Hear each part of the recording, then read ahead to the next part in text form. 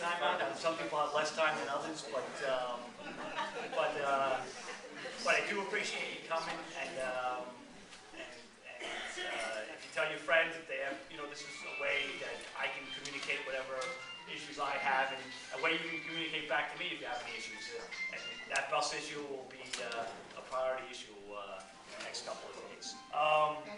Okay, we had an incident where there was and this is just, my offices are vigilant in trying to protect the community from being victims of crime, and like I said, we bring up GLAs or whatever crime there is. So a couple of my offices were able to,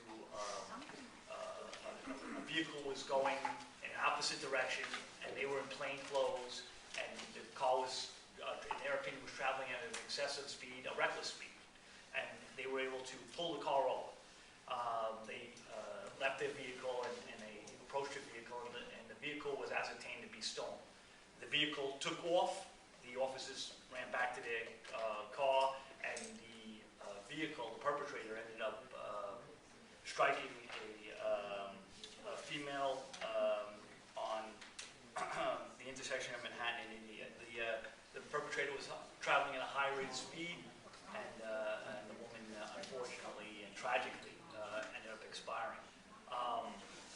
We were able to apprehend the perpetrator, but my condolences go out to the woman's family and to the woman herself. But I just wanted to say that that's an incident that happened during the period. It was a concern to the police department as well as the community. And again, my condolences go out to the woman's family. Can I ask you about Yeah. that? Yes. Why were they doing a police chase down Manhattan Avenue? With any, I wouldn't say they were doing a police chase. What happened was and this is being investigated. We want to, the police department and myself and the 94th Precinct, we want to apprehend the perpetrators, but not at the expense of the safety of the community. And in this case, it doesn't look like there was a high-speed chase going on. The perpetrator was definitely traveling at a high rate of speed, but the circumstances don't appear at this time to look as if the vehicle was involved in a high. He was definitely leaving at a high speed, and we couldn't control it. We can control our own actions, and it's to make sure it's being investigated by our Internal Affairs Bureau. But at this point, the investigation is ongoing, but it appears that the officers did not pursue the vehicle to the point where he was just running. I mean, at one point during the guy speeding down the road, the officers, like I said, they pulled the car over. They don't know where the car is. The car's way in front of them. They drove down the street, and the car came by them this way. So it doesn't appear that there was anybody following. We were all in the area. The police was in the area, but this guy was running. He was unfamiliar with the area, it appears, and he ended up, tragically hitting this woman. But the police department takes it very seriously because, the utmost safety of the community is number one. So we want to make sure that we do everything to ensure the safety. So the investigation is ongoing to make sure there was no police department misstep. But really, it looks in this case that, the perpetrator is to blame, 100%. He's the one who stole the car, he's the one who's speeding, he's the one who hit the woman. And again, the police department, to make sure, is doing their investigation to make sure that we follow all our procedures. How many cars were pursuing? Again, I'm going to say there was no. How many cars were in? Well, we usually put out a bunch of cars, but I wouldn't say. I mean, it was. Again, I don't know. Well, you said what's your question? They turned around. Who turned around? One car or two cars turned around? No, I told you the perpetrator turned around, and then the officers turned around to follow them. I never said that.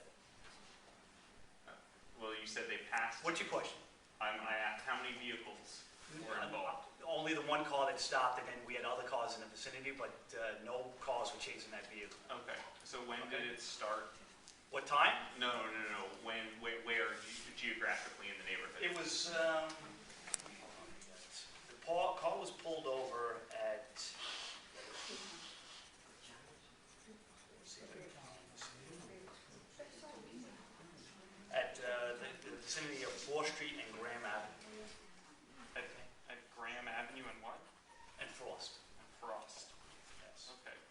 it ended on Manhattan Avenue in India. The woman was struck at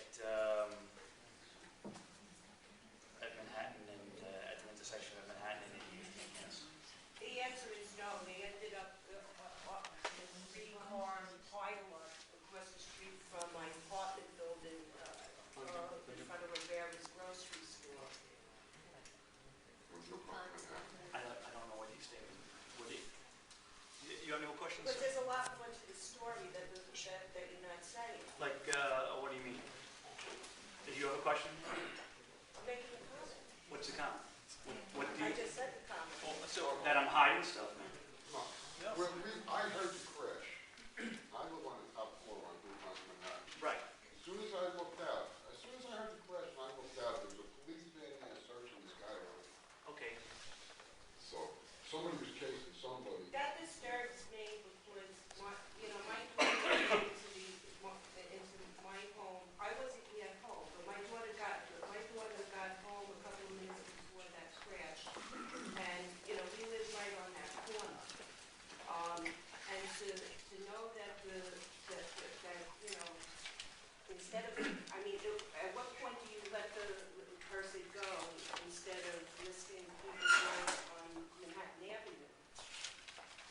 Ma'am, again, there's an investigation going on. It doesn't appear this time. We have independent witnesses that state that the police were nowhere in sight when the vehicle crashed. It would be more truthful to say that it is like certain things that you just don't know instead of saying putting the issue. Because as far as I'm concerned, the precinct has some fault in that situation too. Ma'am, you're entitled to all your opinion. I'm not going to get in an argument with that. I know I am. I can only base by what the witnesses say. I'm making comments. Okay. All right.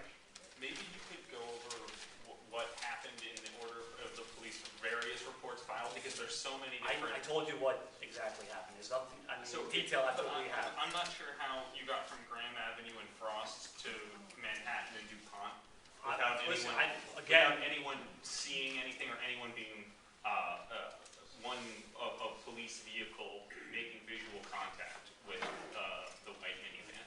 That's because I'm not going to use the word pursue, but there has to be something that happened in there that allowed you to be where the crash happened. We weren't there when the car crashed. We had people calling 911, and we were able to get there very quickly. This guy was traveling at a high rate of speed. Okay. Now, again, we have no indication at this point that there was a pursuit. We have independent witnesses that come forward and said that the police car was nowhere to be seen when this crash occurred. Now, how long does it take to get in Greenpoint, if we have numerous vehicles out here, which we do every day, how long do you think it takes to get from, if I was on foot here, how long would it take me to get to Greenpoint in Manhattan if I was running? Not long. So, it's not a big area. Your statement, I don't know what to tell you. Well, it's just Graham and Frost is far away. It is, That's what I'm saying. but It's a again, long you're way gonna have to answer a specific question. If you're gonna tell me what exactly happened from there to there, I can't tell you. I don't know exactly. We don't know. We weren't, again, unless we were following him intently, we couldn't tell you exactly which streets he was. At one point, the officers said he was gone. They were driving down the street. They put it over the radio. We have a stolen vehicle that left traveling at a high rate of speed, and he just went, and then he comes back another block. Obviously, he doesn't know where he's going. Can you tell me what color the unmarked cars were that saw the vehicle? Because I just heard that I don't know what color the car is. There were gray, unmarked police cars traveling down Manhattan Avenue at a high rate of speed.